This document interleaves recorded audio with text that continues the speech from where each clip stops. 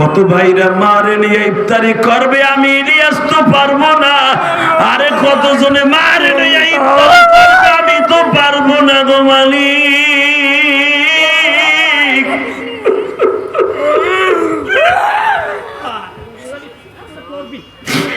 কতজনে মাকে নিয়ে ইফতারি করে, মারে নিয়ে ইফতারি করবে, মাকে নিয়ে সেহরি খাবে, আমি ইলিয়াসুর রহমান জিহাদি তো পারবো না গো মালিক। আমার মতো কে জানো এই মিরপুর 11 নম্বরে পারবে না? চিল্লায়া চিল্লায়া কান্দা দেখাও মালিক রে। আমার মতো কপাল পড়া, আমার মতো কপাল পড়া এই জগতে না।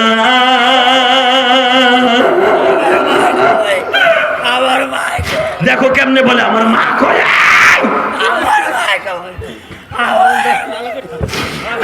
তুমি দেখো মালিক, এই মিরপুর 11 নম্বরে সেই পাগল ছেলেটা লাভ হয় আর কাঁদে রে।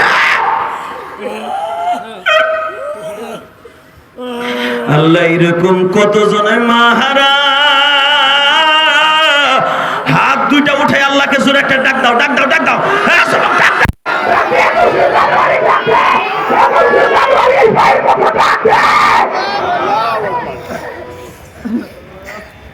আমার মিরপুর 11 নম্বরের যুবক ভাইরা, ও কালসির ভাইরা, 12 নম্বর, 13 নম্বর, 14 নম্বরের ভাইরা, 10 নম্বরের ভাইরা, 11 নম্বর মিরপুরের ভাইরা, আজকে 21 জানুয়ারি 2025 সালে আমার মাওলারে দেখায়া দাও। 2025 সালের 21 জানুয়ারি তুমি আমার আল্লাহরে বুঝায়া কমালি। আল্লাহ দেখো আমার মতো কার জানো মা নাই গো মা।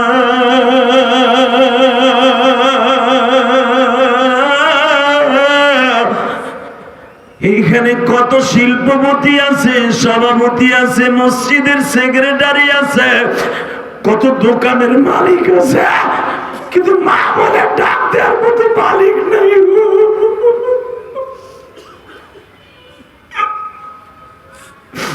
আল্লাহ দেখো আমার ভাইরা কেউ দাঁড়ায় দাঁড়ায় কান্দে, কেউ বসে বসে কান্দা। হ্যাঁ যুবক, এখন চিল্লাবার কানবা 2 মিনিট।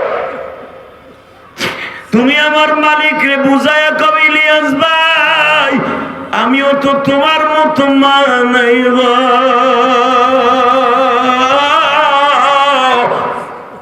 আমারও জনম দুঃখ মিয়া বাবা নাই। ওই রাজশাহীর ওই ছেলেটা আমার রুমের মধ্যে বসে আমার হাত ধরে অবিসুরাতে কান্দে আর বলে, মাদ্রাসা যখন বন্ধ হয়ে যায় আপনার ওয়াজ শুনি আর কান্দি, কারণ আপনার মাদ্রাসা বন্ধ হইলে বাড়ি যাইতেন না, খালার বাড়ি যাইতেন। আমার তো একটা খালাও নাই।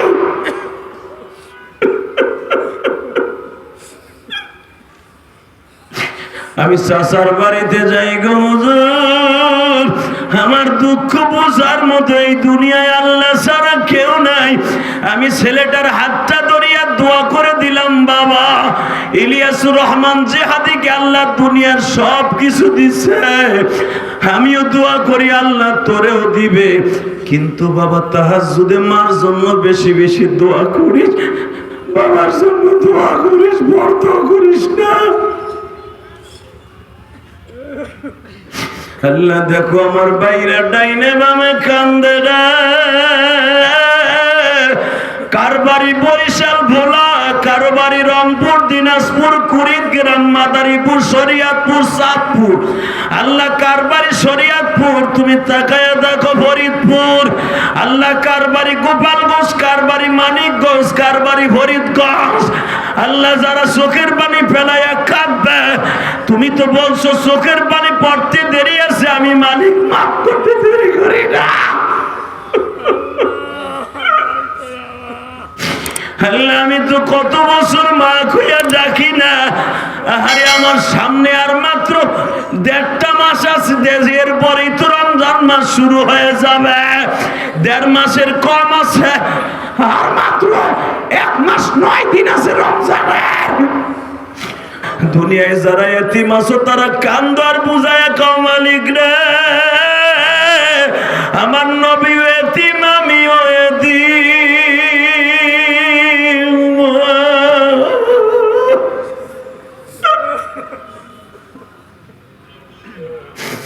এতিম হইয়া নবী আমার কান্দে মদিনাতে, কত সন্তান বাবা ডাকে আমি পারি না যে, মালিক তুমি ভালো রাখো বাবা মায়ের কেমন আছেন তারা সবাই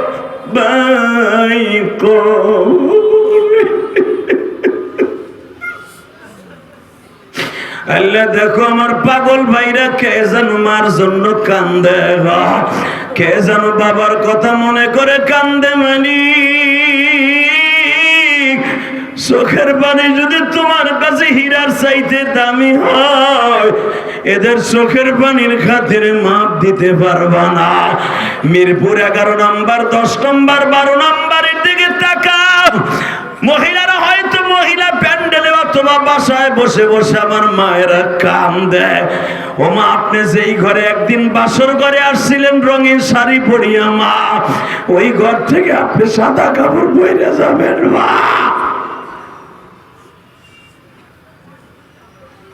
আল্লাহ আল্লাহ দেখো কারা কান্দে, আল্লাহ এদের জীবনে গুলো মাফ করে দাও না আল্লাহ, আল্লাহ এদের বাবা মারে মাফ করে দাও আল্লাহ।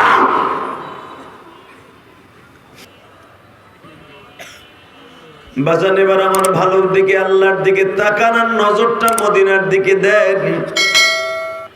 আল্লাহর পয়গম্বর ইয়াকুব বলেন, মালিক রে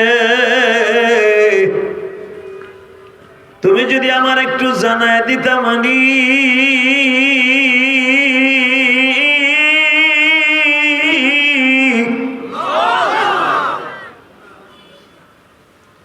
আমার মৃত্যুর পরওয়ানা আজরাইল কখন পাঠাইবা।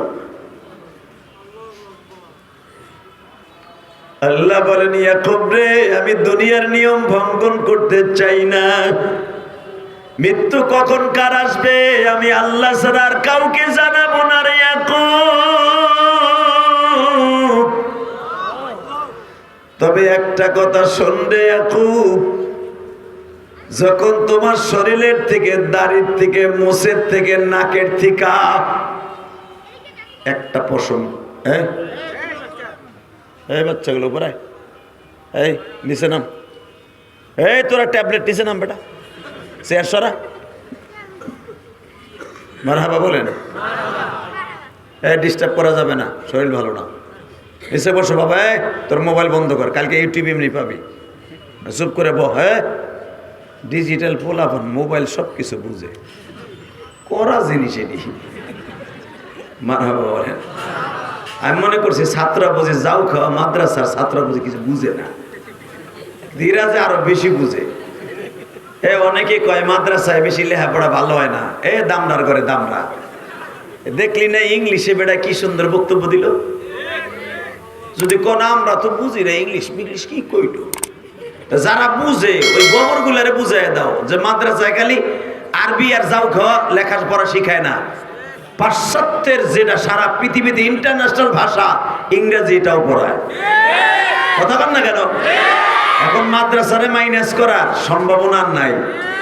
মাদ্রাসা এখন ইংরেজি, বাংলা, ইংলিশ, ভৌগোলিক সব আছে। মাদ্রাসাকে মাইনাস করতে গেলে তোরই মাইনাস করে দেব। এই আওয়াজ এটা কি বন্ধ করে দিছ?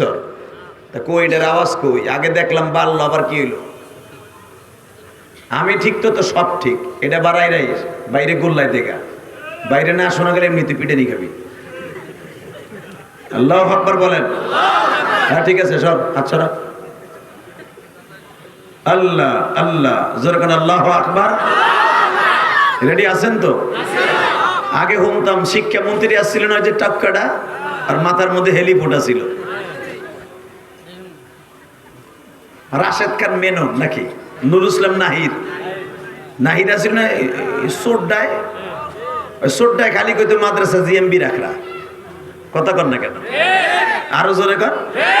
সোড্ডা হন কই বলাইছে, সবই বলাইছে, কিন্তু মনে রাখতে হবে মাদ্রাসা যদি এদের একটা ছেলে মেয়ে লেখাপড়া করাইতো, এরা বুঝতো মাদ্রাসা কি হয়। মাদ্রাসার বারান্দাতে পড়াই নাই। এবং নুরুল ইসলাম নাহিদের মাইয়ারে বিয়ে দিছিল ওই যে বেজরমা চত্বরের। কথা কর না কেন?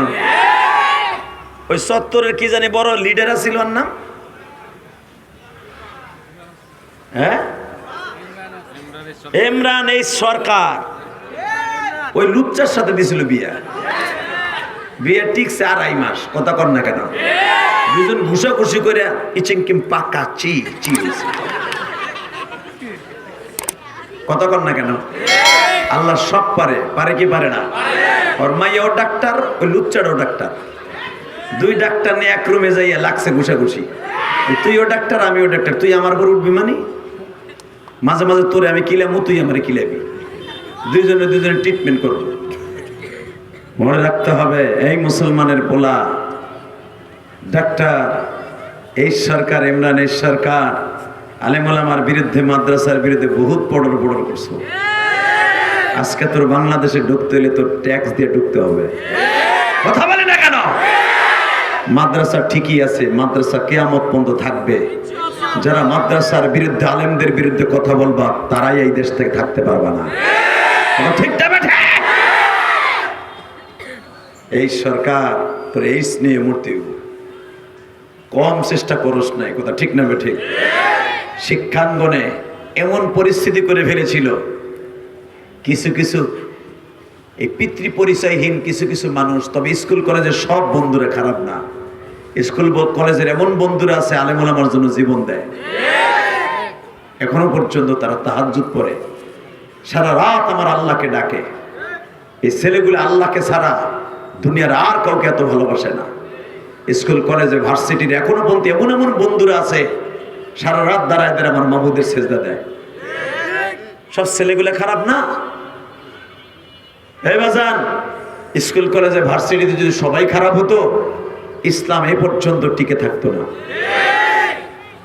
স্কুল কলেজের কোন একটা ছেলে আজও পর্যন্ত মাদ্রাসার বিরুদ্ধে কথা কয় না। কথা কয় তারাই যাদের জন্মের মধ্যে ভেজাল আছে। আজকে দেখতে পাচ্ছেন যে এই ছেলেটা ইংলিশে বক্তব্য দিল, আমার দিলটা ভালো হয়ে গেছে। আর সবচেয়ে বেশি ভালো লাগছে কি জানেন? ছোট্ট ছোট একটা ট্যাবলেট জানাজার নামাজ কেমনে পড়তে হয় পোলাটা দেখাই দিল। কথা কর না কে? আগ করে রয়েছেন কে? এটা পোলা মাদ্রাসা পড়াই দেন, আপনার পোলা এরকম জানাজার ইমামতি করবো। যে চাচার দাড়ি মারি সব জায়গায় পাইকে গেছে গা, যার চাচার যদি জিগাই চুল একটাও কাঁচা নাই, পুরা হোমান দে পাকা। এই বুড়ারে যদি জিগাই 60 তাকবীরতে জানাজা করছেন, মার করছেন, বাপের করছেন, 14 গোষ্ঠীর জানাজা আপনি গেছেন, কোন তাকবীরে কি দোয়া পড়তে হয়? ওই চাচা কবে কথা কন না কেন? এখানে খুব বর কবে আমাকে কে বয়স আছে, উনার বয়স নাই মানে উনি আর জানা, উনারও লাগলো না আর উনি যাবে ওটা। কথা কন না কেন? এখানে 95% লোক মাদ্রাসার আলেম ওলামার তালবে ইলম ছাড়া কোন তাকবীরে কোন দোয়া পড়তে হয় জানেন না। এই একটু আগে পোলাটা হিগাই দিল। এই মুসলমানের পোলা, জীবনের শেষ যেই তাকবীরটা লইয়া তোমার কবরে যেতে হবে। কথা কন না কেন? এই তাকবীরটা লইয়া যাইতে দেব না? আল্লাহু আকবার, আল্লাহু আকবার। যেই তাকবীরটা ছেলেটা দিল, আমি আনন্দে আত্মহারা হয়ে গেলাম। ছোট্ট বাচ্চাটা কি সুন্দর কোন তাকবীরে কি দোয়া পড়তে হবে সব আপনাকে শিখাই দিল। আপনারা তো খালি চাইছে তামসা দেখছেন আর ভাবছেন বাপ কবে মরবে আর এই তাকবীর হিকমু, বউ কবে মরবে আর এগুলা কামে লাগবে, এখন হিকগে লাভ নাই। কিন্তু আপনার ফরজ ছিল এই ছেলেটার কাছ থেকে মস্ক করা। কথা কন না কেন? জোরে কন। মিরপুরের যুবক ভালো করে আজকে মস্ক করে যাও। গত কয়েকদিন আগে আমি একটা ইতিহাস শুনে বুকটা ভরে গেল, আলহামদুলিল্লাহ বলেন। একজন আলেম আমাকে বলতেছিল, হুজুর ওয়াজে গেছি, ওয়াজে যাইবার পরে ময়মনসিংহ মুক্তাগাছার একজন জজ সাহেব, মারহাবা বলেন, ডিস্ট্রিক্ট জজ, তার বাসায় আমার খাওন খাইতে যেয়ে দেখি ছেলেটা ওই জজ সাহেব আমার পানি দিতে যাইয়া চোখের পানি দর দর করে ছাড়ে। আমি বললাম, জজ সাহেব আপনি কি রিটায়ার্ড হয়ে গেছেন না রানিং আছেন? না হুজুর, আরো 5 বছর চাকরি আছে। তা কাঁদতেছেন কেন? হুজুর আনন্দে কাঁদতেছি, আনন্দে। এখন আপনিও কাঁদবেন। আনন্দে মানুষ কান্দে নাকি? আনন্দে তো মানুষ হাসে। বলে অনেক সময় আছে আনন্দে কান্দে, ঠিক না? আপনি যখন বিদেশ থেকে 4-5টা লাকেশ লইয়া বাংলাদেশে আসেন, তখন আপনার মা চেহারার দিক তাকায় দেখেন মা চোখ দিয়ে গড় গড় করে পানি পড়ে। কেন? আজকে তো 4টে লাকেশ দেখে মা হাসার কথা, কেন কান্দে? মা দেখে আমার ছেলেটা এই 5টা দিন বিমানে থেকে আমার ছেলেটা চেহারাটা শুকিয়ে গেছে।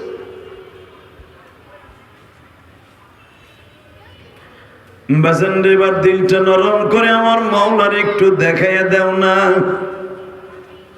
ওই জজ সাহেব কান্দে আর বলে, হুজুর।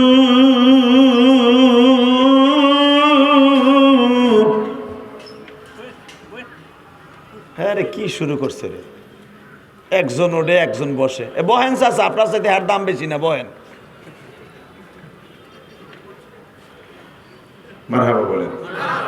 শুরু হয়েছে টানাটা, না জানি বিয়ের অনুষ্ঠানে হয়েছে। কি আসছে? মারহাবা বলেন। কলিজার বাইরে আই যে শুনেন, বইয়ে পড়েন, আজকে ভালো হয়ে যাবে কপালটা। বহেন, মিরাজের চা এইভাবে জানা যায় খারাইছেন হাত বাইন দেয়, কিরম দেখা যায় এটা? মগা মানুষের মতো খারাই রইছ মিয়া। যখন বোর কাছে বইলে এসো যে 150 টাকা বাড়াতে একটু ওয়াজ শুনে আহি, যে হিসাব আগে পাইতেছো, যদি ক্ষতি পড়াইতো মেলা দিন তার ওয়াজ শুনি না, একটু শুনে আহি। বউরে ফাঁকি দিয়ে আপনি খারায় খারে যাবেন, গাড়িটা তৈতে পারে না, কথা ঠিক না বেঠিক? যারা দাঁড়ায় আছে গাড়ির কাছে, গাড়িটা সরাইতে বলছিলাম আমি, গাড়িটা আরো সামনে নিতে বলছিলাম আপনাদেরকে। যারা দাঁড়ায় আছেন বসে পড়েন, আল্লাহ যেন আপনাদের সবাইকে মাফ করে দেয়। জোর করে আমিন, আরো জোর করে আমিন। দাদা ভাই আপনারা একটু সামনে আসেন তো, এই যে মাঝখানে খালি জায়গা দেখা যায়, আসেন সামনে। হ্যাঁ, আল্লাহ কবুল করেন। আল্লাহ যারা আলেমের কথা শুনবে তার সন্তানকে আলেম বানাবেন। যারা আলেমদেরকে ভালোবাসে, আলেমদের কথা শুনে তাদের সন্তান আলেম হয়। আর আলেমের সাথে যারা বেয়াদবি করে, ওর সন্তান জীবনে নামাজও পড়ে না। কথা কন না কেন মিয়া? এটা জীবনে বহুত দেখছি মিয়া। যেই মহিলা আলেম ওলামাকে পাক করে খাওয়ায়, তার সন্তান আলেম হয়। বহেন, আর আওয়াজ করা যাবে না, দেখতে কান। তো ওই জজ সাহেবকে জিজ্ঞেস করা হলো, হুজুর স্যার আপনি কাঁদতাছেন কেন? কেন কাঁদতাছেন? বলে, হুজুর আজ থেকে 2.5 বছর আগে। কত বছর? আমার বাপটা মারা গেছে। আমরা 5টা ভাই। এবারে এদিকে এনবো, উঠবা না, ওহে নিব, উঠবা তো যেত সময় গরম পানি মারমা করে শুরু করছে। আলহামদুলিল্লাহ বলেন, লা হাওলা ওয়ালা কুওয়াতা ইল্লা বিল্লাহ। জিজ্ঞেস করছে 2.5 বছর আগে কি হয়েছে? আমার বাপটা মারা গেছে। তারপরে বাপটা মরে যাওয়ার পরে হুজুর আমরা 5টা ভাই, একজন কলেজের প্রফেসর, একজন আমেরিকায় সিটিজেন, মারহাবা বলেন, আমি ডিস্ট্রিক্ট জজ, আমার 3টা বোন, 3টা বোন গ্রাজুয়েশন কমপ্লিট করা, সবাই মাস্টার্স পাস। আমার বাবাও ছিলেন একজন এলাকার চেয়ারম্যান। হুজুর আমার আব্বা ইন্তেকালের পরে ইমাম সাহেব যখন বড় মসজিদের, ময়মনসিংহের বড় মসজিদের ইমাম সাহেব যখন বললেন, আপনাদের আত্মীয়দের মধ্যে কেউ জানাজা করার মতো আছে কিনা, জানাজা করাইতে পারবেন? হুজুর আমরা 5টা ভাই, আমার আমেরিকার ভাইও চলে আসছে। 2 দিন লাশ জমিনে রাখছিলাম। 2 দিন পরে আমার বাবার জানাজা হইল। হুজুর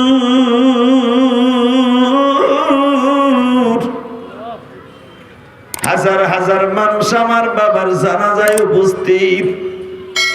কিন্তু সবচাইতে পরিতাপের বিষয়, দুঃখের বিষয়, দুনিয়ার এত লেখাপড়া হুজুর আমরা কমপ্লিট করলাম,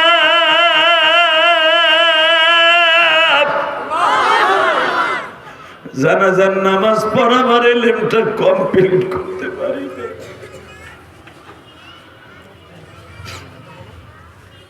হুজুর আমি সেখান থেকে শপথ করছি আমি আমার সন্তানের জানাজা লইয়া দুনিয়ায় যাব।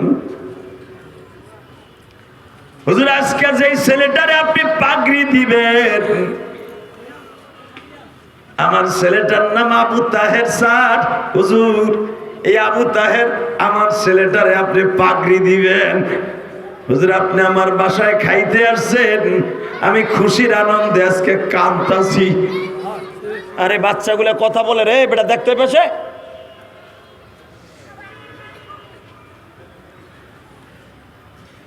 হে কলিজার ভাই তুমি আমার দিকে তাকাও আর সুখের বাড়ি দিয়ে আমার মাওলারে বুঝায়া কও, মালিক রে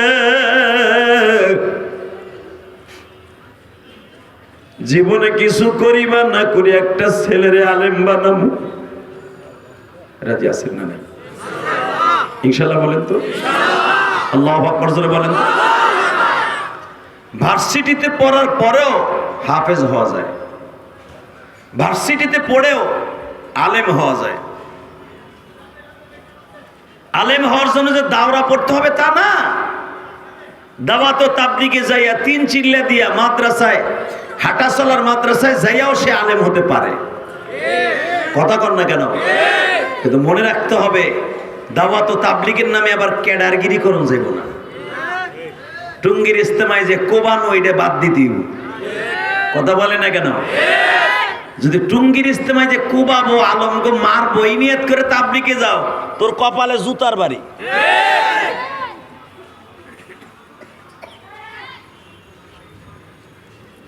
এই মুসলমানের সন্তান এবার আমার দিকে তাকাও, যারা আলেমদের গায়ে টুঙ্গির ইস্তেমায় মারছে আমার মনে হয় তাদের নসিব ভালো হবে না, ওরা দুনিয়ায় ভালোভাবে বাস করে যেতে পারবে না।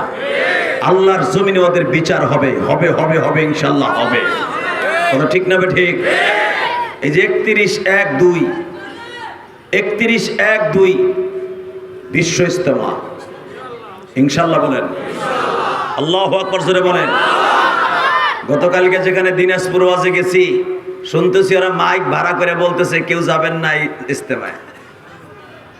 আবু জেহেল বলছিল কেউ যাবা না, মোহাম্মদের চেহারা দেখলেই গজব পড়বো। নাউজুবিল্লাহ আসতে বলে বউ মরবো। এই আবু জেহেল কইছিল মোহাম্মদ নামে একটা জাদুকার আছে, ওরা দেখলেই জাদুতে গেরাস হয়ে যায়। থামায় রাখতে পারছে? আল্লাহু আকবার জোরে বলেন তো। এই থামায় রাখতে পারে নাই একজন সাহাবীর নাম আমি আপনাদেরকে এখন বলবো, আল্লাহু আকবার দিয়ে জগৎ কাঁপাবেন। রেডি? আল্লাহু আকবার বলেন তো, আরো জোরে বলেন, আরো জোরে। এই যে থামানো যাবে না এমন একজন সাহাবী ছিল আবু যর গেফারি। মারহাবা কোন? গেফার গোত্রের চেয়ারম্যান ছিল, সে ৩৫০০ নেতাদের নেতৃত্ব দিত ওই আবু যর গেফারি।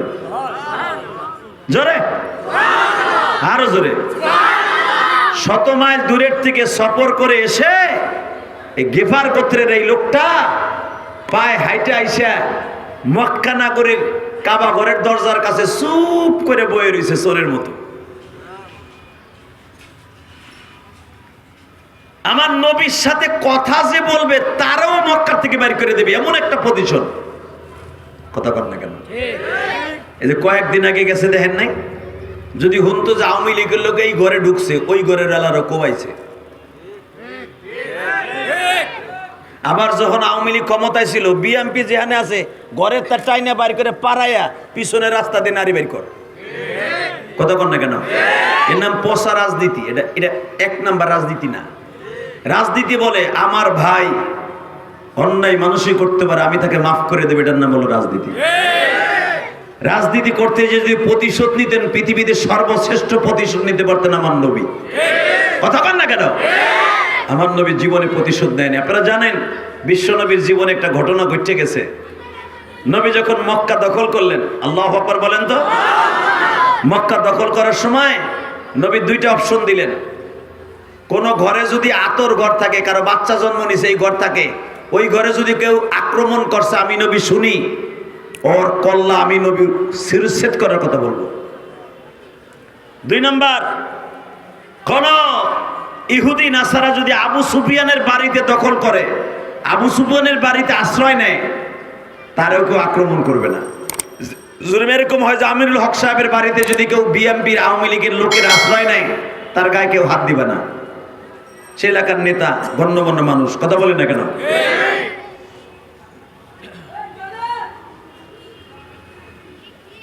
আল্লাহ আল্লাহ, আমার নবী ডিক্লেয়ার দিয়ে দিলেন, আবু সুফিয়ানের বাড়ি যদি কেউ ঢোকে, প্রবেশ করে, তার গায়ে কেউ হাত দিবে না। তা আবু সুফিয়ানের বাড়ি জীবন বাঁচাবার জন্য শত শত মানুষ আশ্রয় নিয়েছে।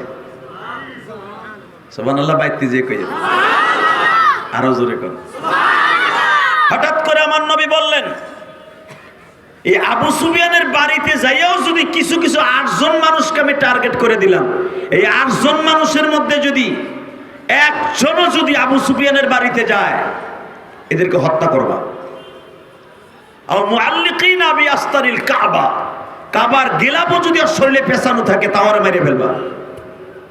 8 জনের কথা নবী বলে দিলেন, এদেরকে মেরে ফেলবা, কোনো কথা নাই, ও কল্লা উড়াই দিবা। কারণ ওরা এত পরিমাণ ইসলামের ক্ষতি করছে, আল্লাহর ক্ষতি করছে, আমি নবীর ক্ষতি করছে, ওদের কল্লা যেখানে পাবা সেখানে উড়াবা। নবী 8 জনের নাম দাগায় দিলেন একবারে। হযরত ওমর এইভাবে হাতের মধ্যে নিয়া ঘুরতাছে ঘুরতাছে আর দেখতাছে কই আছে এই লোকগুলা, কই আছে কই আছে। হঠাৎ করে দেখে ছোট্ট বাচ্চা একটা কোলে নিয়া আল্লাহু আকবার আল্লাহু আকবার আর বউরে লইয়া পালায়ন করতেছে। যার নাম আছে লিস্টিতে, যে ওরে যেখানে পাবে সেখানে উক্তুলুহুম ওয়াজাতুমুহুম, যেখানে পাবো ওইখানেই মারবা। মুআল্লিকিনা বিআস্তারিল কাবা, কাবার গিলাফও যদি পেছায় থাকে তাও মেরে ফেলবা। দেখে ওই বদমাইশি পোলাডারে কোলে ঘাড়ে করে নিয়ে বউ পিছনে লইয়া যাইতেছে গা। হযরত ওমর আরে থাবা দিয়ে ধরছে। আল্লাহু আকবার বলেন। বিশ্ব নবীর কাছে লই আইছে। নবী আমার বললেন, আগামীকালকে সব বেঈমানদের সামনে ওর কল্লাকে উড়াই দিবা। বাজান এবার আমার দিকে তাকাবেন আর চোখের পানি ছেড়ে দেবেন। রাজনীতি কারে কয়? মাত্র 8 বছরের একটা ছেলে ছিল এই সাহাবীর। নবীর পা দুইটা জড়াই ধরে বলে, নবী গো, আমি শুনছি আপনি বলে জীবনে কাউরে বাপ বলে ডাকেন নাই। নবী, আপনি বাপ ছাড়া কি কষ্ট আপনি জানেন গো নবী? আপনার মা শুধু আপনার 6 বছর দুনিয়ায় রাইখা চইলা গেছে। আপনার মাও তো বিধবা ছিল। আপনার মাকে কি বারবার আপনি জিজ্ঞেস করেন নাই, মা আমার আব্বা ছাড়া তোমার কেমন কষ্ট হয় গো মা? নবীর আশেক যদি থাইকা থাকেন মিরপুর 11 নম্বরে বাইরে, চোখের পানি দিয়ে দেখায় দাও মানি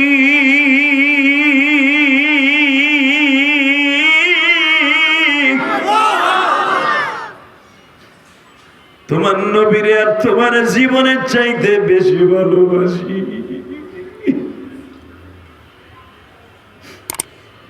নবী আমার 8 বছরের ছেলেটার কথা শুনে কান্দে আর বলে, তুমি কি বলতে চাও? নবী, আমি আমার বাবার বুকের মধ্যে পা না দিয়া মাথা না দিয়া রাত্রে ঘুমাই না। আমার আব্বারে আপনি মাফ করে দেন।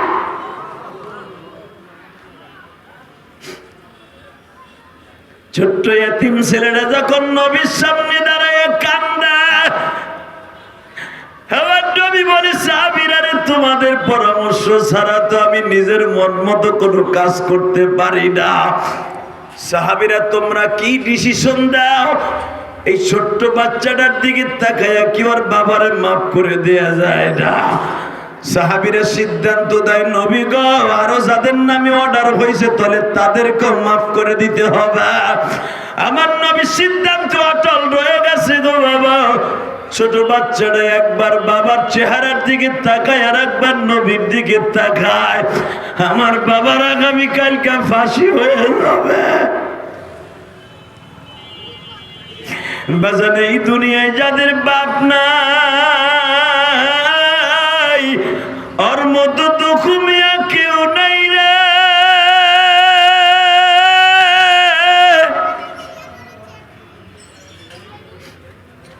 যাদের মা নাই ওর মতো দুঃখ মিয়া কেউ নাই, ঠিক না বেঠিক?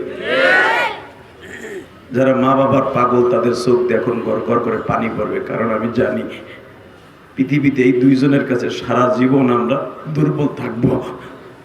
কারণ এই শীতের রজনীতে এখানে এমন লোক আছে কারো বাড়ি রংপুর, দিনাজপুর, মাদারীপুর, কুড়িগ্রাম, চাঁদপুর, ফরিদপুর, শরীয়তপুর, অনেক জায়গায় অনেকের বাড়ি আছে, কুমিল্লা, লাকসাম।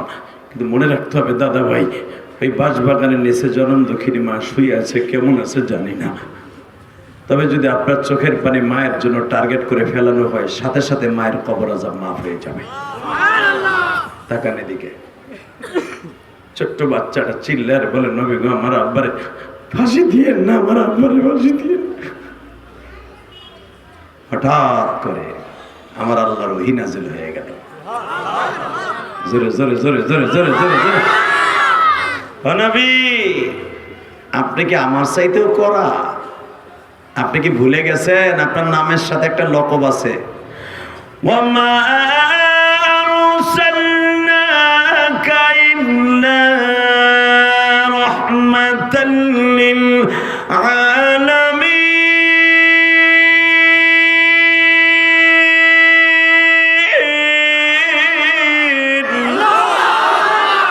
এই কোরআন তেলাওয়াত শুনে আল্লাহু আকবার বইল মিয়া, কলিজাও ঠান্ডা হবে, জাহান্নামের আগুনও হারাম হবে। রেডি? وَإِنَّكَ لَعَلَى خُلُقٍ عَظِيمٍ।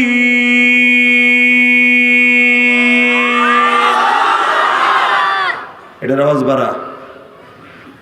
এই এবার আওয়াজ দিয়ে দেখায় দিবা, সারা দুনিয়া একদিকে থাকবে, আমার নবী আর একদিকে থাকবে, ঠিক না বেঠে? বাংলার জমিনে শেখ মুজিবুরে গালি দিলে আওয়ামী লীগেরা কি পরিমাণ অত্যাচার করেছে। বর্তমানের জিয়াউর রহমানরে গালি দিলে বিএমপিএলরা লাঠি সোটা নিয়ে ঘর বাড়িতে আক্রমণ করবে। জামাত ইসলামের মওদুদিরে গালি দিলে যদি জামাত ইসলামের শরীরে আগুন লাগে, সরমনার মুরিদদের শরীরে আগুন লাগে, তার বিশ্বাবরে গালি দিলে, শশিনার বিশ্বাবরে গালি দিলে শরীরে আগুন লাগে, আশিকে রাসূলদের সামনে তার নবীরে গালি দিলে তাদের শরীরে আগুন লাগে। যদি আমার নবীকে টার্গেট করে কেউ কথা বলে, আলেম উলামাকে টার্গেট করে কথা বলে, নাইবে নবীদেরকে কেউ গালি দেয়, আর জাগায় কল্লা উড়াই দিব। রাজি আছো না নাই? কে কে রাজি আছো? আল্লাহকে দুই হাত তুলে দেখায় দাও।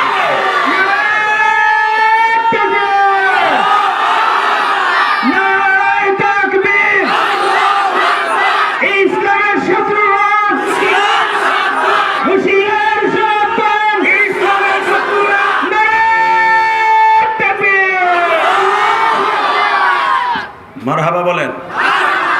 মাহফিলের মাঝখান থেকে ওমর ইবনে খাত্তাবের মতো একজন সিংহ পুরুষ দাঁড়াইতে হবে। আল্লাহু আকবার জোরে বলেন তো। মাহফিলের মাঝখান দিয়ে তাকবীর কে দিবে? দাঁড়াও তো, মারো জোরে, কে মারো, দাঁড়াও। এর মাহফিল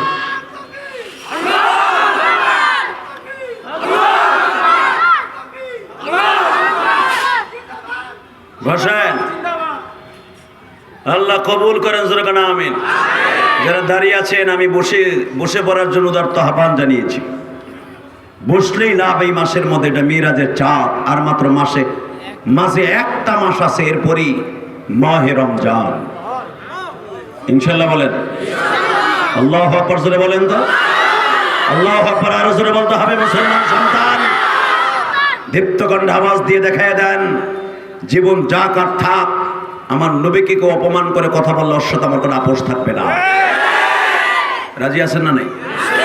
রাজি আছেন? এই যে পর্দাগুলি আছে না, এটি খুইলে এনে বিছাই দেন। এটা খোলো, এটা খোলো, এই দুনো পাশটা খোলো, একবারে খোলো। এই দুটা, এই ক্যামেরাম্যানরা খোলো, এটি সব খোলো। আল্লাহ কবুল করেন যেন আমিন। আওয়াজ করা যাবে না। বলেন তো, দুনিয়া আমার নেতারে গালি দিলে যদি আমার কষ্ট লাগে, আমার নবীরে গালি দিলে কি কষ্ট লাগে না? আলে বলে আমার গালি দিলে কি কষ্ট লাগে না? দেখা যাবে এবার। হ্যাঁ বেটা, ওড়ার চেষ্টা করো না, এদিকে আমার দিক ঘুরো। এই ছোট্ট বাচ্চাটা যখন বারবার বলতেছে, নবী আমার বাবার আপনি মাইরেন না, আমার আব্বারে মাইরেন না, আমার আব্বারে মাইরেন না, নবীর চোখ দিয়া লেবু রসের মতো পানি ঝরতেছে। মারহাবা বলেন। কারণ কি জানেন? আমার নবী সবচেয়ে বেশি দুর্বল ছিল ছোট বাচ্চাদের কাছে। আল্লাহু আকবার বলেন। ছোট বাচ্চাদের চোখের পানি আমার বিশ্বনবী কোনোদিন সহ্য করতে পারতেন না। যখনই ছোট বাচ্চাগুলো কাঁদতেন, সাথে সাথে বিশ্বনবীর কলিজা আগুন লেগে যেত।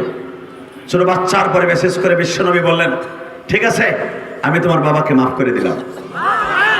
আল্লাহ অর্ডার দিয়ে বলে দিলেন, নবী গো আমি আপনাকে সারা দুনিয়ার রহমত বানিয়েছি, আপনি যখন ছোট বাচ্চার বাবাকে মাফ করে দিয়েছেন, নবী গো আমি তো বলি নাই আপনাকে এদেরকে মেরে ফেলতে, আপনি অর্ডার দিয়েছেন, ঠিক আছে আপনার সাথে আমি একমত হয়েছি, কিন্তু ওরা যখন খালেস তওবা করেছে আমি আল্লাহ ওদেরকেও মাফ করে দিয়েছি।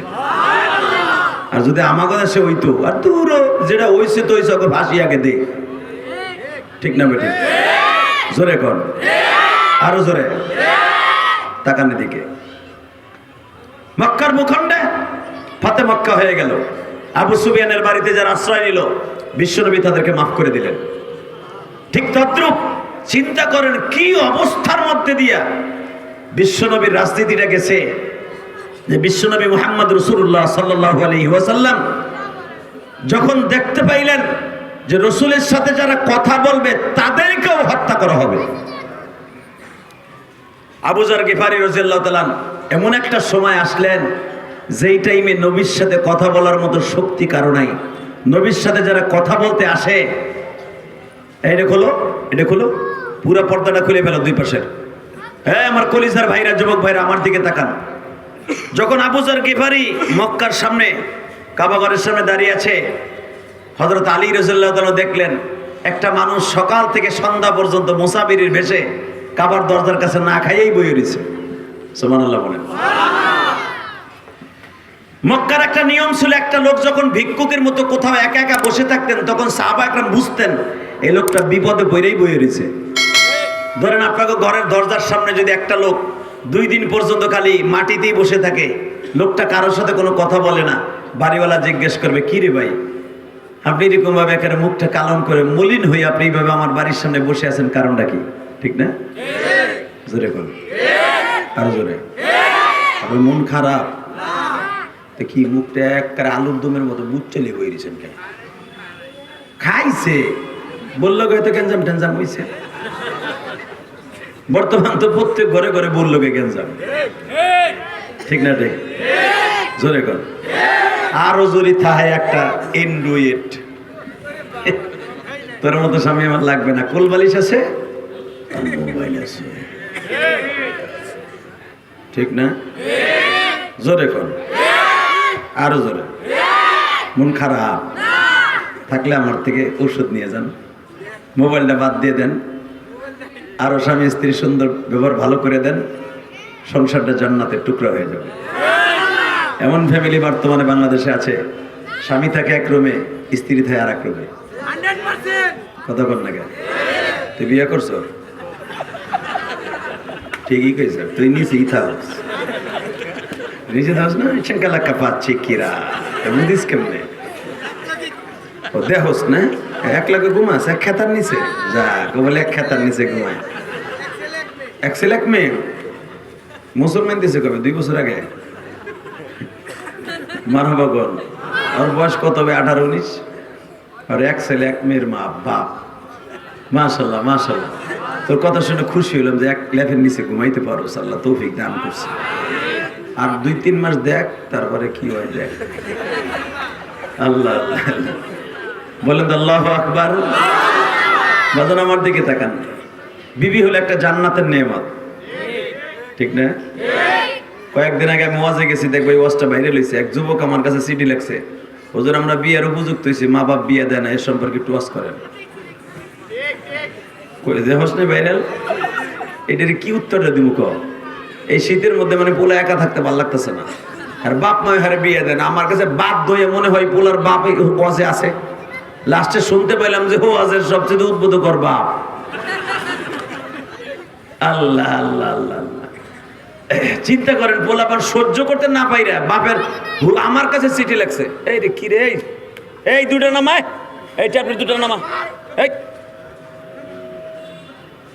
এই দুটার এক জায়গায় পাঠাইছে, দুটার দুই দিক পাঠান, একটার দক্ষিণে একটা পশ্চিমে, ওই পিছনে যাবার কথা কবি দুটা ডিজিটাল পোলাপান। আল্লাহ হেফাজত করো, ওইটা রেখে দেয়, নড়ে যাইতে দেন, এই কেন ওনে খারাপ ওনে দুইটা এক জায়গা যাবি, বলে লা হাওলা ওয়ালা কুওয়াতা। মন খারাপ লাগতেছে, ওয়াজটা কেবল একবারে সুন্দর সাইরো দেখে গুছাই নিয়ে আসলাম, যেরকম মারহাবা। তাকান তো বাবা, কোনো দিকে ঘাটটা ঘুরাইয়েন না, তবে ওয়াজ বেশি সময় করবো না, আর আধা ঘন্টা ওয়াজ করবো, সারা চলবো সত্যি, বই থাকবেন, টাটকা মিথ্যা কথা এটা, আপনি বইবেন না, আমি বলবো না। আমি আজকে জানেন কোথা থেকে আসছি?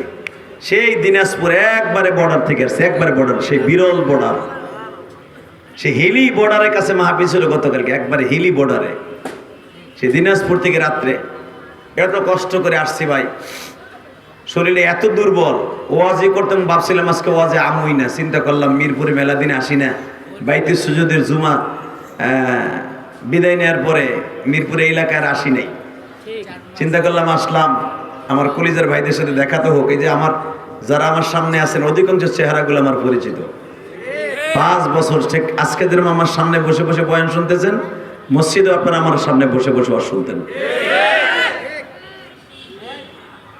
এই দুইটার এক দুই পাশে না, ওদিক পিছন দুটো,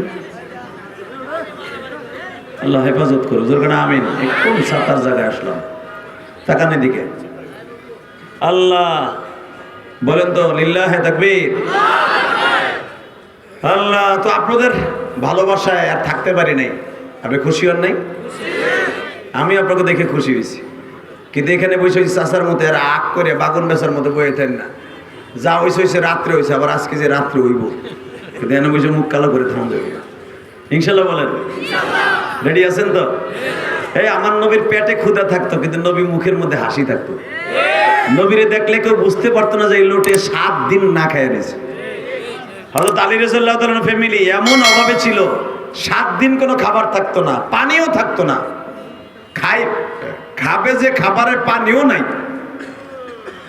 তারপরে হযরত আলী যখন রাস্তা বের হতেন, মানুষ বলতে যেন না পারে যে দোজাহানের বাদশার জামির বাসায় খাবার নাই, এই ছিল তাদের ফ্যামিলির কোয়ালিটি। যেরকম মারহাবা, আল্লাহ আল্লাহ। তো তাকানের দিকে আমার বিশ্বনবী সাহাবীদেরকে বললেন, তোমরা দেখো তো মুখটা কালো করে কাবা ঘরের সামনে কে কে বসে আছে, মনে করবো এই লোকটা মক্কায় বিপদে পড়ে বসে আছে, অথবা সে মুসলমান হওয়ার জন্য, অথবা মুসলমান হয়েছে, কেউ বুঝতে পারে না যে সে মুসলমান হয়েছে। হয়তো আলী রাদিয়াল্লাহু তাআলা সন্ধ্যার সময় যে জিজ্ঞেস করে, ভাই আপনি এখানে দেখতেছি সন্ধ্যা থেকে, সে সকাল থেকে নিয়ে সন্ধ্যা পর্যন্ত কাবা ঘরের দরজার সামনে বসে আছেন, আসলে বলেন তো আপনার চানটা কি? আবু যর গিফারী রাদিয়াল্লাহু তাআলা আনহু বলেন, আপনার নাম কি? আলী বললেন, ইশারায় বুঝে নেবেন, আমি হলাম মুহাম্মদ রাসূলুল্লাহ সাল্লাল্লাহু আলাইহি ওয়াসাল্লামের আপন চাচতো ভাই। আবু যর গিফারী জিজ্ঞেস করে, আপনি যদি মুহাম্মাদের চাচতো ভাই হন? মুখ দিয়ে বলতে সাহস পায় নাই, হাত দিয়ে লিখে দিছে, আমি মুহাম্মদ সাল্লাল্লাহু আলাইহি ওয়াসাল্লামের চাচতো ভাই। আবু যর গিফারীকে আল্লাহ এত জ্ঞান দান করেছিলেন, ইশারায় বুঝে নিতেন আল্লাহ তারে কত জ্ঞান দিছে। হযরত আলী বললেন, আপনি আমার পিছনে পিছনে আসবেন, ডাইনে বামে তাকাবেন না, মনে হয় আপনি ক্ষুধার্ত মানুষ, আপনার আগে মেহমানদারি করাই। ভাই এরকম যদি রাস্তায় কোনো বিপদগ্রস্ত মানুষ দেখেন, সত্যিকারে কোনো ধোঁকাবাজ না, আগে একটা পাউরুটি, 2টা কলা, একটা মান পানি দিয়ে তারে খাওয়ায়া, আপনার বাসায় বসাইয়া, দোকানের পাশে বসাইয়া তারে বলবেন, বাইরে এখন বলেন আপনার কি পরিস্থিতি। লোকটার কাছ থেকে যদি আপনি এরকম একটু প্রশান্তি লাভ করে দিতে পারেন, যে লোকটা বিপদে পড়ে তোমার দোকানের সামনে বসে আছে, বাড়ির সামনে, বিশ্বনবী বলে, যদি এরকম একটু নুসরাত তুমি সাহায্য কোনো মুসলমানকে করতে পারো, 10 বছর দাঁড়ায় থাকিয়া ইবাদত করলে যেই সওয়াব, ইতাকাব করলে সেই সওয়াব, ওই সওয়াব আল্লাহ তোমার দান করে দিবে।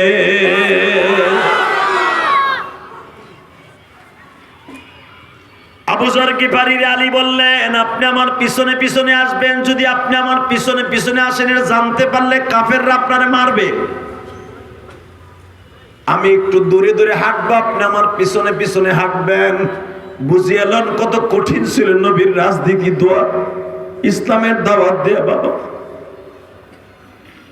হযরত আলী সামনে সামনে হাঁটা, আবু যর গিফারী পিছনে পিছনে যায় গো বাবা। যাইতে যাইতে বাসায় চলে গেলেন।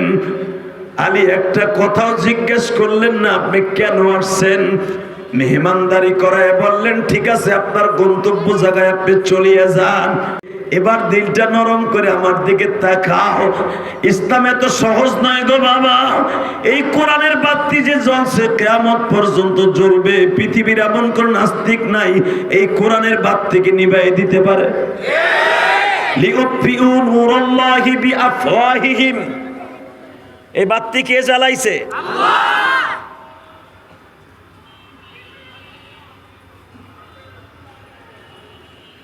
এই বাতি কেউ নিভাইতে পারবে? জোরে কোন, আরো জোরে। হযরত আলী বললেন, যান আপনি চলে যান। কোনো কিছু জিজ্ঞেস করলেন আপনি আসছিলেন কেন? আবার আবু যর গিফারী পরের দিন সকাল থেকে নিয়ে ওইভাবে বসে আছে। আলী তাকে টার্গেট করছে, লোকটা দেখি কালকে থাকে কিনা। দেখ আজকেও ঠিক একই জায়গায় কাবা হাতিমকে পিছনের দিকে দিয়া কাবার দরজার পাশে লোকটা আজকেও বয়ে রয়েছে। সুবহানাল্লাহ। বোর কাছে যে কই, আরো জোরে কোন। আলী বললেন, আপনি মনে হয় আজকেও কিছু খান নাই না, খাওন কিনতে পারেন নাই, পয়সা পয়সা নাই। আবু যর গিফারী কিচ্ছু বলে না, শুধু বলেন, না কিছু খাই নাই, জমজম খাইছি আর 2টা খুরমা খাইছি। হাজিরা তওয়াফের সময় আমার 2টা খুরমা দিছিল, ওইটা খাইছি আর জমজমের পানি খাইছি। হযরত আলী বললেন, আসেন আমার সাথে আসেন। বাসায় নিয়ে পেট ভর্তি খাওয়াইছি। খাওয়াই বলে, ঠিক আছে যান গা। এইবার আবু যর গিফারী জিজ্ঞেস করে, দিলটা এখন নরম, আমার দিকে তাকান। আচ্ছা আমি আপনার বাড়ি 2 দিন মেহমান হলাম, আমি চোর না ডাকাত না আমি বদমাশ না গুপ্ত চোর না মুসলমানের শত্রু না বন্ধু, আপনি আলী মুহাম্মাদের আপন স্বাস্থ্য ভাই হওয়ার পরও একবার জিজ্ঞেস করলেন না যে আমি আসছিলাম কেন, আপনি আমারে আনেন কেন? এবার আওয়াজ দিয়ে আলী বলেন, মুসলমান এইটা বলা নিষেধ আছে। জোরে জোরে জোরে জোরে, আরো জোরে। এটা বলা নিষেধ আছে। আচ্ছা আপনি যখন জোর করে বলতেই চান যে কেন জিজ্ঞেস করলাম না, তো ঠিক আছে আপনি যখন বলছেন এখন বলি, বলেন আপনি আসছেন কেন? এই 2 দিন আপনি বয়ে রয়েছেন না খাইয়া, কারণটা কি, উদ্দেশ্যটা কি? আপনি কি মক্কায় গোয়েন্দা হিসাবে আসছেন? আবু যর গিফারী কে আপনি জানেন? এখন কানবেন। এই আবু যর গিফারী যখন ফাতেমার লাশ রাত 10টার পরে দাফন করা হবে, কাফন কাফানো রেডি হয়ে গেছে, ঠিক আবু যর গিফারী কবরের কাছে যে ডাকছিল আর বলছিল, কবর রে তোর ভিতরে এমন একটা মহিলাকে রাখা হবে যেই মহিলা হাসান হোসাইনের মা। তোর মধ্যে এমন একটা মহিলাকে রাখা হবে যেই মহিলা হলো নবী যাকে টার্গেট করে বলেছেন, আল ফাতেমাতু বুযাআতুম মিন্নি, ফাতেমা আমার গায়ের গোশতের একটা টুকরা। এমন একটা মহিলা ফাতেমা, যেই ফাতেমা আল ফাতেমাতু সাইয়্যিদাতু নিসাই আহলিল জান্নাহ, সমস্ত মহিলাদের জান্নাতের সর্দারিনী, তাকে কবরের মধ্যে রাখা হবে।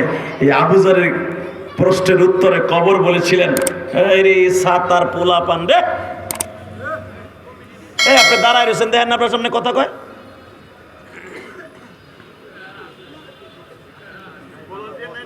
আল্লাহ হেফাজত করুক, জোরে আমিন। আল্লাহ বলেন, লা হাওলা ওয়ালা কুওয়াতা। এই সেই আবু যর গিফারী, যে আবু যর বলছিল এই যে চাদর দিয়ে বিছানো যে ফাতেমার কবরটা, কবর রে তোর ভিতরে আসতেছে দোজাহানের বাদশা নবী মুহাম্মাদের মাইয়া।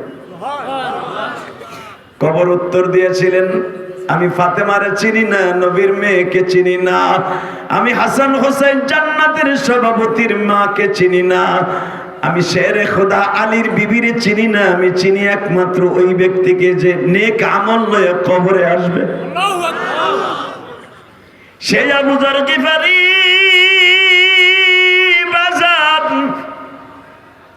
এত বড় দামি সাহাবী, এত বড় একটা গোত্রের চেয়ারম্যান। হযরত আলী বললেন, তাহলে বলেন আপনি আসছিলেন কেন? বলে, আচ্ছা তুমি না আমার প্রথম পরিচয় দিয়ে বলছিলাম মোহাম্মদ তোমার আপন চাচতো ভাই, লোকটা কই আছে বলবা? আল্লাহু আকবার বলেন না। হযরত আলী বলেন, আপনি তারে দেখতে যাবেন মানে কি তারে হত্যা করবেন এই নিয়ত করে? যদি এই নিয়ত থেকে থাকে আপনার আমি এখনই 2 টুকরো করে ফেলবো। আবু যর গিফারি বললেন, এত রাস্তা অতিক্রম করে 1 সপ্তাহ পায়ে হেঁটে এসে আমি তারে হত্যা করতে আসছি না, যা বলার আমি তার সামনাসামনি বলবো, যদি তুমি আমাকে একটু তার কাছে পৌঁছে দাও। জোরে জোরে জোরে জোরে। বুখারী তার আবু যর গিফারি যখন এই কথা বলেন, আমি শুধু তার জীবনে 2 নয় না, একবার দেখবো, একবার শুধু দেখবো, একবার দেখবো। তার সারা দুনিয়া আবু জেহেল লোক লাগাই দিয়েছে, এমনকি আমাকে গিফার গোত্র বাজার পর্যন্ত চলে গেছে খবর, মক্কায় এমন একটা লোকের আবির্ভাব হয়েছে যারা দেখলে মানুষ পাগল হয়ে যায়, যারা দেখলে বাপ বেটার মধ্যে গ্যাঞ্জাম শুরু হয়ে যায়, যারা দেখলে স্বামী স্ত্রীর মধ্যে আর মিল মহব্বত থাকে না, যারা দেখতে গেলে মানুষ পাগল হয়ে যায়, ওই লোকটারে না দেখে আমি মরতে রাজি না। আসলে আপনাকে কষ্ট হয়ে গেছে, আমার ওয়াজ 1 ঘন্টার উপরে হয়ে গেছে, চলে গেলে আজকে ভালো হইব। হ্যাঁ, যে ব্যবসা বুঝতেছি আপনাকে বাপ বেশি ভালো না। রেডি? আল্লাহু আকবার বলেন তো। হ্যাঁ, আবু যর গিফারি বলেন,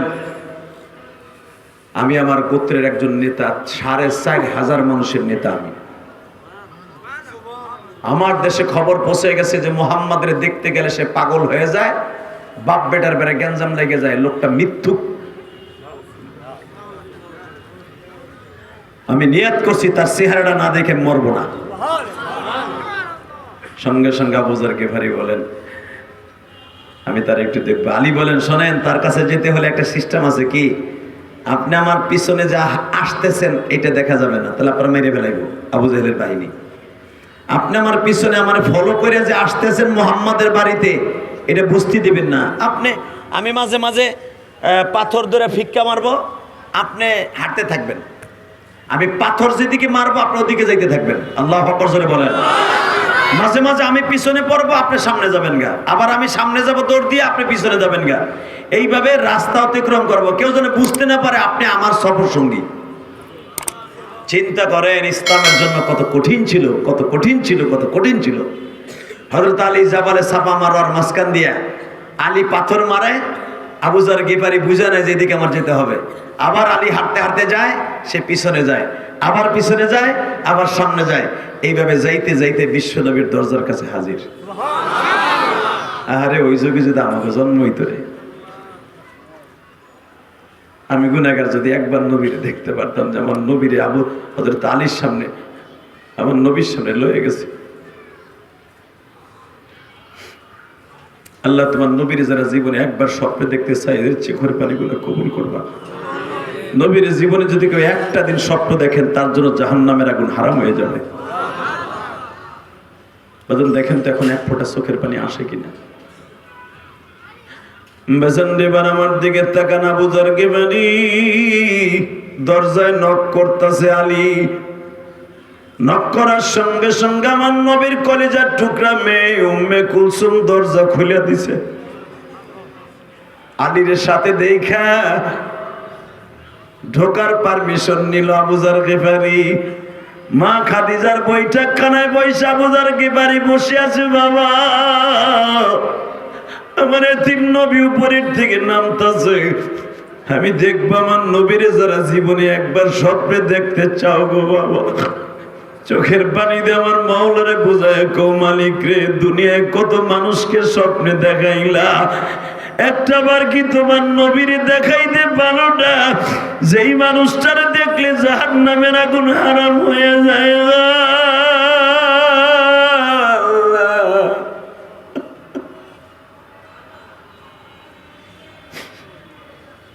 আমার মিরপুর 11 নম্বরের যুবক ভাইরা, ও কালসির ভাইরা, 12 নম্বর, 13 নম্বর, 14 নম্বরের ভাইরা, 10 নম্বরের ভাইরা, 11 নম্বর মিরপুরের ভাইরা, আজকে 21শে জানুয়ারি 2025 সালে আমার মাওলারে দেখায়া দাও। 2025 সালের 21শে জানুয়ারি তুমি আমার আল্লাহরে বুঝায়া কমালি, এই ময়দানের মধ্যে আবু যর গিফারির মতো যদি আমি একটা সুযোগ পাইতাম গো নবী,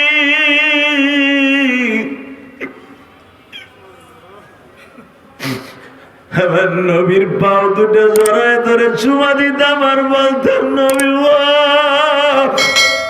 আবু জেহেল কাফের হইয়া আপনারা দেখে আমরা কেন দেখতে পারি না?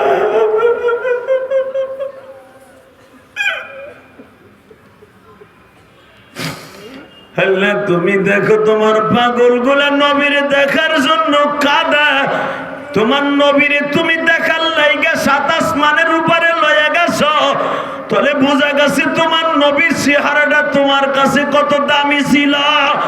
দুনিয়ার সব নবী তোমারে দেখার লাইগা পাগল ছিল, আর তোমার নবীরে তুমি দেখার লাইগা পাগল ছিলা। এই জন্য এই মাসের 27 তারিখ তোমার বন্ধুরে তোমার বাড়িতে মেহরাজে লয়া গেছ। 21শে জানুয়ারি তুমি এখন চোখের পানি ছেড়ে দিয়া কান্দা। আমার আল্লাহ যদি নবীরে দেখার পাগল থাকে গো বাবা, পাগল হওয়ার কারণে আল্লাহর বাড়িতে এই মাসের 27 তারিখ বেড়াইতে লয়া গেছে, তাহলে বুঝিয়ে এলো আমার নবীর চেহারা দেখলেই জান্নাত ওয়াজিব গো বাবা। দুনিয়ায় যারা এতিম আছো তারা কান্দো আর বুঝায় কও, মালিক রে আমার নবী এতিম আমিও এতিম,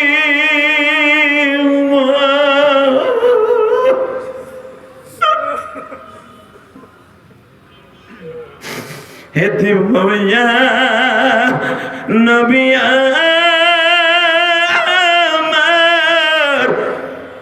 কান্দে মদিনাতে,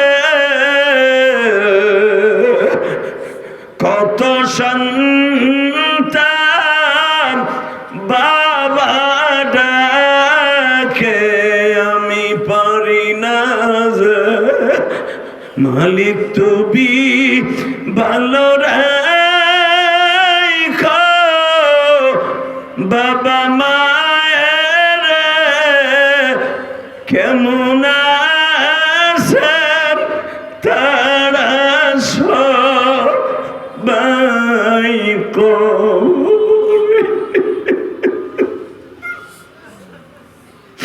আল্লাহ দেখো আমার পাগল ভাইরা কে যেন মার জন্য কান্দে, কে যেন বাবার কথা মনে করে কান্দে। মানি চোখের পানি যদি তোমার কাছে হীরার চাইতে দামি হয়, এদের চোখের পানির খাতিরে মাপ দিতে পারবা না। মিরপুর 11 নম্বর, 10 নম্বর, 12 নম্বরের দিকে তাকাও, মহিলারা হয়তো মহিলা প্যান্ডেলে অথবা বাসায় বসে বসে আমার মায়েরা কান্দে। ও মা, আপনি যেই ঘরে একদিন বাসর ঘরে আসছিলেন রঙিন শাড়ি পরিয়া মা, ওই ঘর থেকে আপনি সাদা কাপড় পরে যাবেন মা।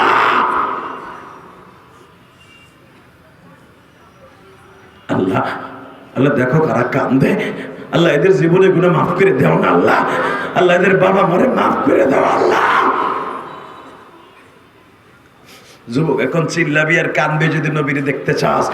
আমার নবীরে দেখার লাগে আল্লাহ এত পাগল ছিল। এই 27শে রজব আল্লাহর বাড়িতে তাকে নিয়ে মাইকের ভিতরে আওয়াজ বাড়াবে, দীপ্ত কণ্ঠে আওয়াজ দাও। যেই নবীরে দেখার জন্য আল্লাহ নিজে 7 আসমানের উপরে লয়ে যায়, আমার ওই নবীরে যদি বাংলার জমিনে কেউ গালি দেয় ওর জায়গায় পুঁতে ফেলবো। রাজি আছো না নাই? কে কে রাজি আছো? আল্লাহ কিন্তু হাত তুলে দেখায় দাও।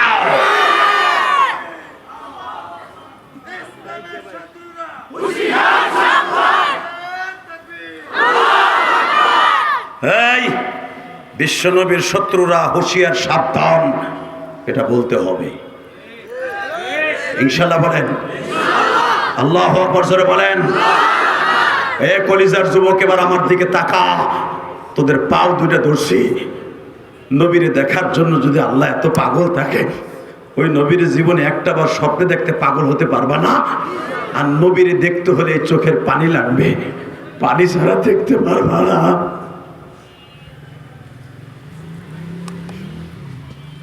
আবু যার গিফারি তাকানে দেখে বৈঠকখানে বসে আছে, কষ্ট হইতেছে 5 মিনিট।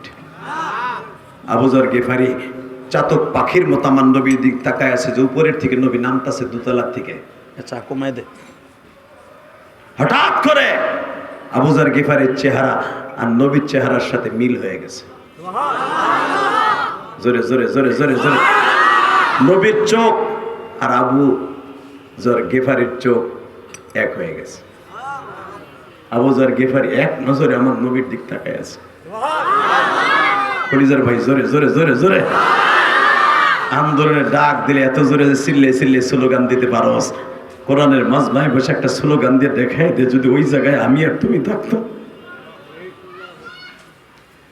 আবু যার গিফারি অত্যন্ত বিরেনিয়ান মানুষ, অত্যন্ত বুদ্ধিমান মানুষ। যখনই দেখছে এই যে মুহাম্মদ সাল্লাল্লাহু আলাইহি ওয়াসাল্লাম নামতাছে, একটা চিৎকার দিয়ে বলে, আলী উনি কি মুহাম্মদ? জোরে জোরে জোরে জোরে জোরে জোরে জোরে। তখন বলছে এই যে কি মুহাম্মদ? হযরত আলী বলেন নাম। আবু যার গিফারি লাফ দিয়ে দাঁড়ায় গেলেন, নবীর সম্মানে দাঁড়ায় নবীকে সালাম করে বলে, এই চেহারার ভিতরে কোনো গুন্ডার ছাপ নাই, এই চেহারার মধ্যে কোনো সন্ত্রাসী ছাপ নাই, এই চেহারার মধ্যে কোনো ক্যাডারের ছাপ নাই। নবী, আমি আপনার কাছে আসছিলাম শুধু একটা জিনিস দেখার জন্য। আবু জেহেল বলতেছে মুহাম্মদ নামে একটা বদমাইশ আছে, তার কাছে গেলে মানুষ বদমাইশ হয়ে যায়। এটা কোনো সন্ত্রাসী বদমাইশের চেহারা না, এই চেহারার মধ্যে লেগে আছে আমার আল্লাহর কুদরতি নূর, আমার আল্লাহর কুদরতি নূর, আমার আল্লাহর কুদরতি নূর। আমারে পড়ায় দেন লা ইলাহা ইল্লাল্লাহ মুহাম্মাদুর। বুখারীতে দেখবেন, আমার বাপের বানানো কথা না, আমার নবী বলেন, আবু যর আপনি কালেমা পড়ছেন, আপনি কি আমার ঘরের থেকে বের হতে পারবেন?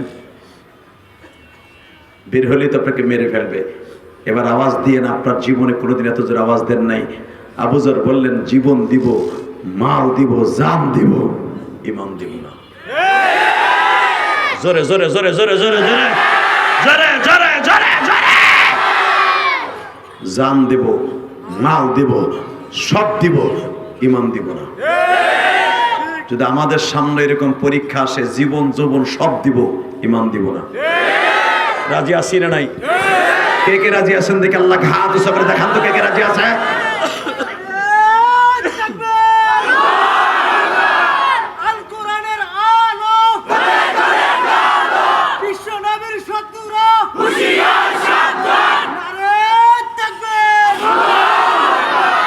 নামান হাত, শুধু আমার দিকে তাকাবেন, একটা লোক ঘাড় ঘুরাবেন না, বলেন তো আল্লাহু আকবার।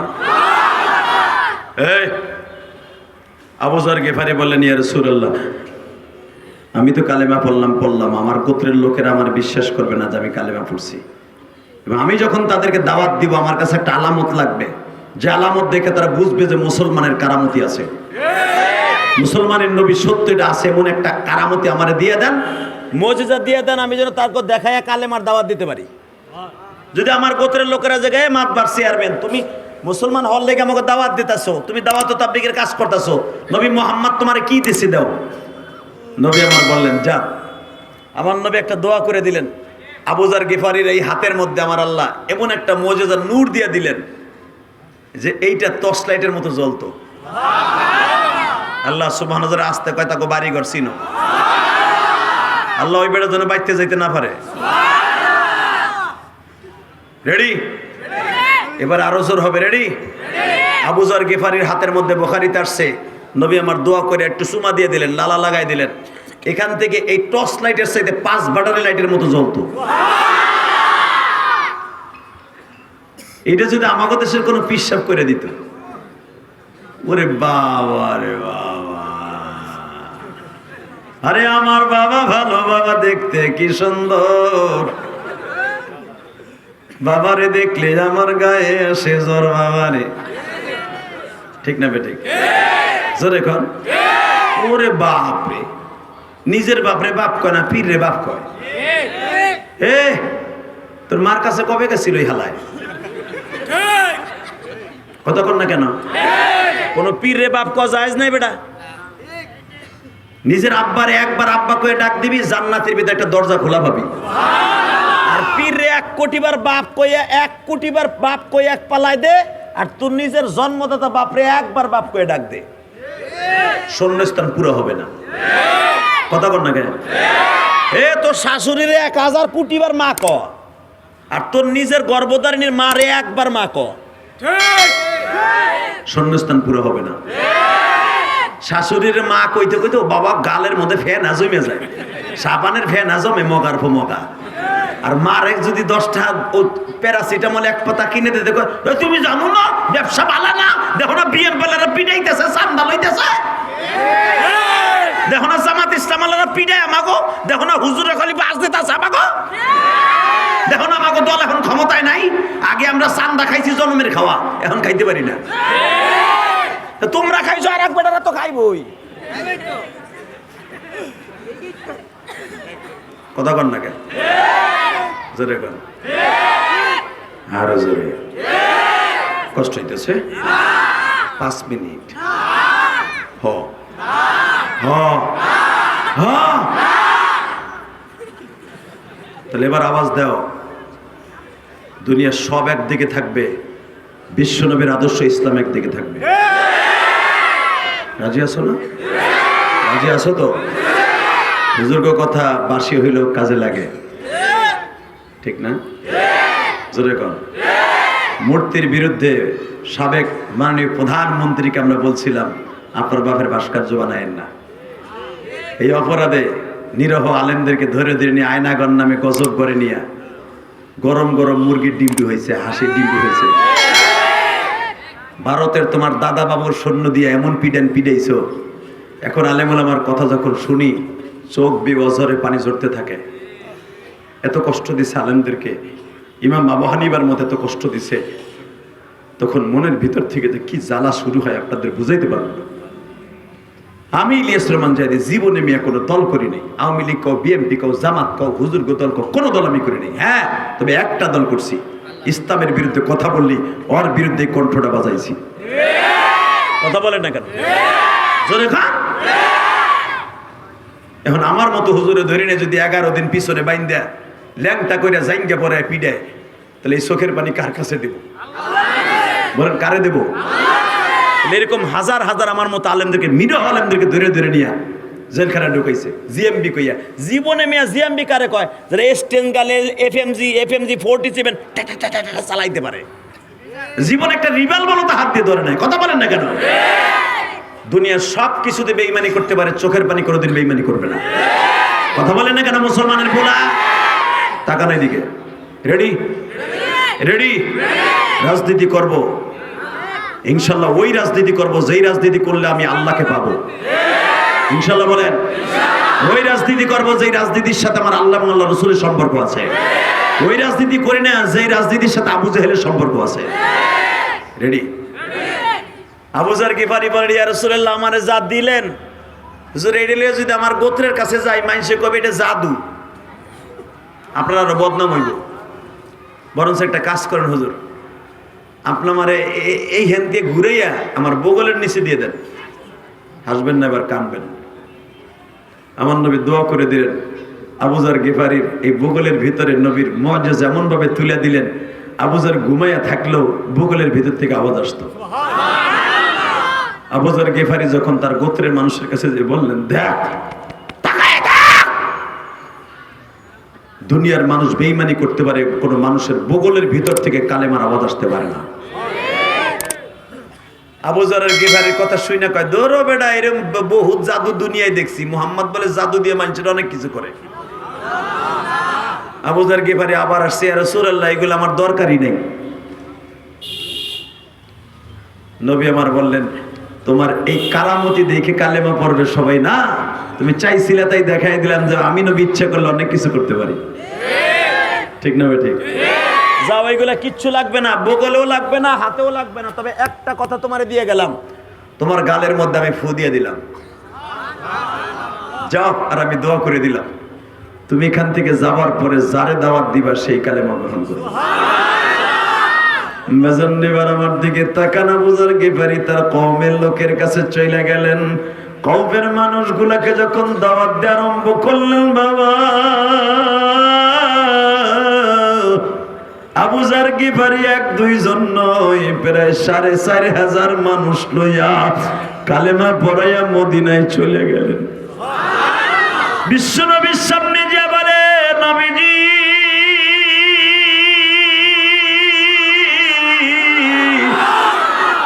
আপনার দোয়ায় আমার এমন কাজ হয়েছে গো নবী, আপনি যেদিন আমার গালের মধ্যে ফু দিয়ে দিলেন, আমার মালিক আমার জবানে এমন বরকত দিয়ে দিছে, আমি যখনই মানুষকে দাওয়াত দেই মানুষগুলা পাগল হয়ে আপনারে ভালোবাসে। আমার মিরপুর 11 নম্বরে কলিজার টুকরা মাইরা রে আবু যার গিফারি আমার নবীর দেইখা হয়তো নবীর কাছ থেকে মুজিজা নিছে। আমরা নবীরে দেখি নাই, কিন্তু না দেইখা নবীরে ভালোবাসি। নবীরে যদি না দেইখা ভালোবাসি, এইটার দাম আমার আল্লাহর কাছে বেশি গো বাবা। যদি আমি আপনাদের 2টা পাও ধরতে হয় তাও রাজি আছি। এই রজবের সাথে আমার আল্লাহরে বোঝায় কইবা, মালিক রে আর দুনিয়ায় কয়দিন থাকবো জানি না। আব্বারে দেখছিলাম, আব্বা চইলা গেল। যেই ঘরে ভাই বাস করতাম, 5 ভাই বোন একসাথে, বড় ভাই ছোট ভাই মাইজা ভাই সবাই চলে গেল, আমি একা ওই ঘরে বাইসা আছি। আমিও যখন চলিয়ে যাব, এই ঘরে থাকার মতো কেউ নাই গো মালিক।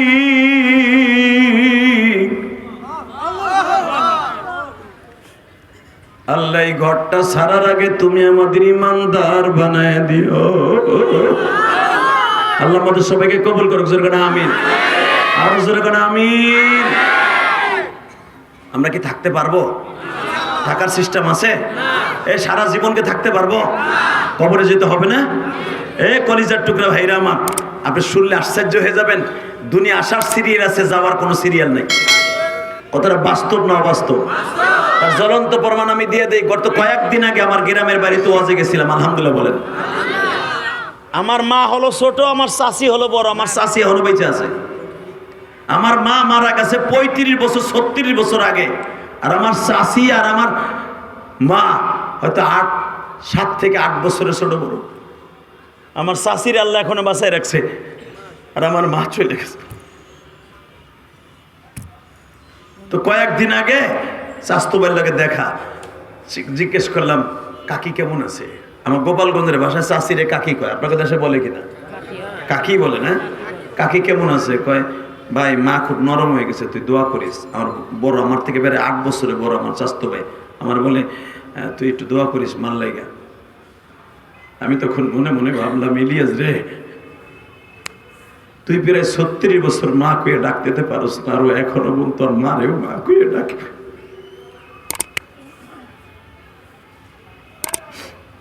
কলিজার ভাইরা, আমি তোমাদের 2টা পাও ধরে বলে দিয়ে যাই, ওয়াজের প্যান্ডেল ওঠার আগে আমার এক ফুফাতো ভাই দৌড়ে আসে, ভাই ইলিয়াস তুমি কেমন আছো? ভালো আছি ভাইজান, কেমন আছে?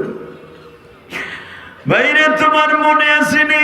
বললাম কত কথাই তো মনে আছে, কত কথা মনে নাই। বলে তোমার মা যখন মারা গেছিল, আমার মা তোমারে বুকের মধ্যে নিয়ে আদর করছিল।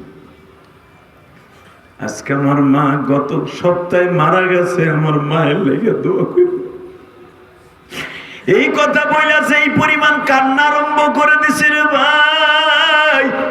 তখনই আমার মনে পড়ে গেল, আমি ইলিয়াস রহমান জেহাদি যেদিন 12 বছর বয়সে মা হারাইয়া গ্রামের বাড়িতে মাদ্রাসা থেকে চলে আসছিলাম, অনেক মহিলা আমারে বুকে নিয়ে চুমা দিয়া বলছিল, ইলিয়াস রে তোমার মা চলে গেছে বাবা, আল্লাহ জানো তোমারে আলেম বানায় দেয়।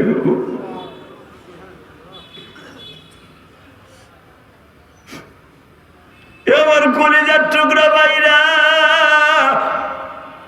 গত সপ্তাহে আমি রাজশাহী মাহফিলে গিয়েছিলাম।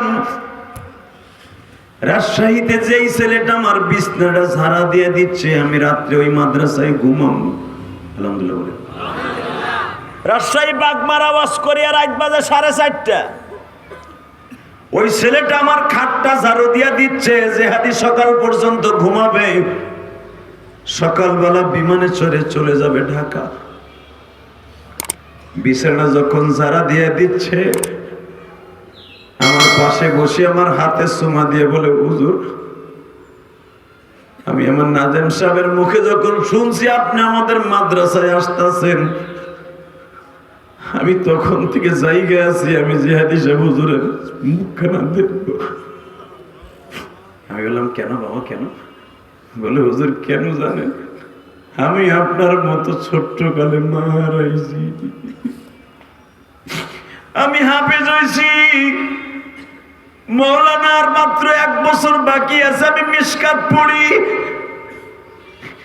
হুজুর আমার মা আমার 11 বছর বয়সে মারা গেছে। আমার বাবা আমের বাগানে চাকরি করে। আমার আব্বা আমার লেখাপড়ার খরচ দেয় না, আমার বড় চাচা আমার লেখাপড়ার খরচ দেয়।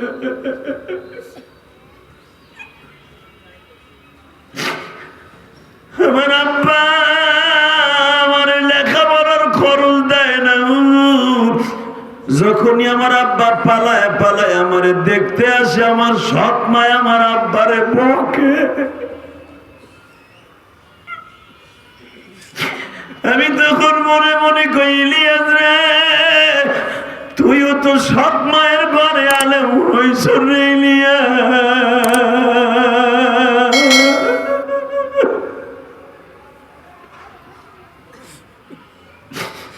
আল্লাহ দেখো আমার মতো কার জানো মা নাই গো মা।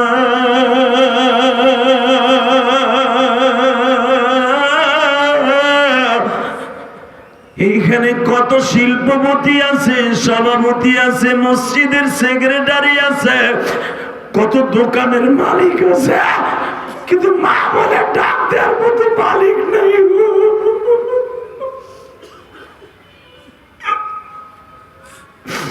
আল্লাহ দেখো আমার ভাইরা, কেহ দাঁড়ায় দাঁড়ায় কান্দে, কেউ বসে বসে কান্দা। হ্যাঁ যুবক, এখন চিল্লাবার কানবা 2টা মিনিট।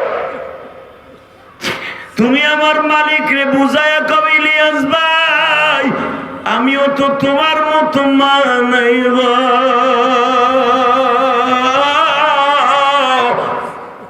আমারও জনম দুঃখ মিয়া বাবা নাই। ওই রাজশাহীর ওই ছেলেটা আমার রুমের মধ্যে বসে আমার হাত ধরে অবিসুরাতে কান্দে আর বলে, হুজুর মাদ্রাসা যখন বন্ধ হয়ে যায় আপনার ওয়াজ শুনি আর কান্দি, কারণ আপনার মাদ্রাসা বন্ধ হইলে বাড়ি যাইতেন না, খালার বাড়ি যাইতেন, আবার তো একটা খালাও নাই।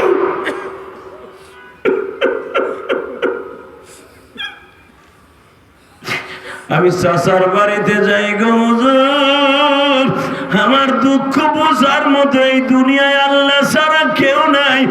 আমি ছেলেটার হাতটা ধরিয়া দোয়া করে দিলাম, বাবা ইলিয়াসুর রহমান জিহাদিকে আল্লাহ দুনিয়ার সব কিছু দিছে, আমিও দোয়া করি আল্লাহ তোরেও দিবে, কিন্তু বাবা তাহাজ্জুদে মার জন্য বেশি বেশি দোয়া করিস, বাবার জন্য দোয়া করিস, বর্ত করিস না। আল্লাহ দেখো আমার বাইরা ডাইনে বামে কান্দে রে, কার বাড়ি বরিশাল ভোলা, কারো বাড়ি রংপুর, দিনাজপুর, কুড়িগ্রাম, মাদারীপুর, শরীয়তপুর, চাঁদপুর।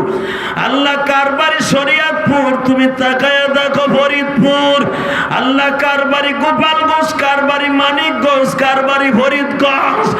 আল্লাহ যারা চোখের পানি ফেলাইয়া কাঁদবে, তুমি তো বলছো চোখের পানি পড়তে দেরি আছে, আমি মালিক মাফ করতে দেরি করি না।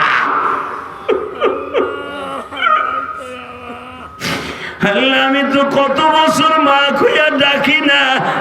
আরে আমার সামনে আর মাত্র 1.5 মাস আছে, এরপরেই তো রমজান মাস শুরু হয়ে যাবে। 1.5 মাসের কম আছে, আর মাত্র 1 মাস 9 দিন আছে রমজানের। কত ভাইরা মারে নিয়ে ইফতারি করবে, আমি ইলিয়াস তো পারবো না। আরে কতজনে মারে নিয়ে ইফতারি করবে, আমি তো পারবো না গো মালিক।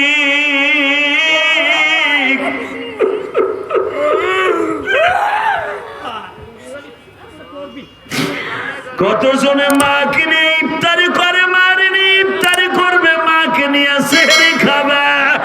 আমি ইলিয়াসুর রহমান জিহাদি তো পারবো না গো মালিক। আমার মতো কে জানো এই মিরপুর 11 নম্বরে পারবে না। চিল্লায়া চিল্লায়া কান্দা দেখাও মালিক রে।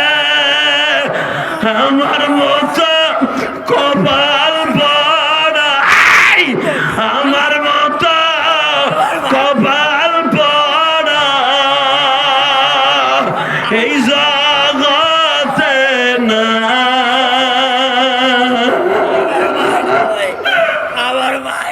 দেখো কেমনে বলে আমার মা কয়,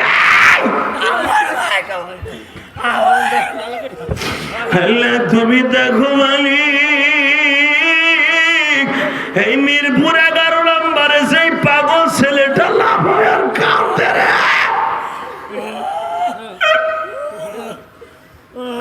আল্লাহ এরকম কতজনে মাহারা। হাত দুইটা উঠে আল্লাহকে জোরে একটা ডাক দাও, ডাক দাও, ডাক দাও। হ্যাঁ, সবাই ডাক দাও।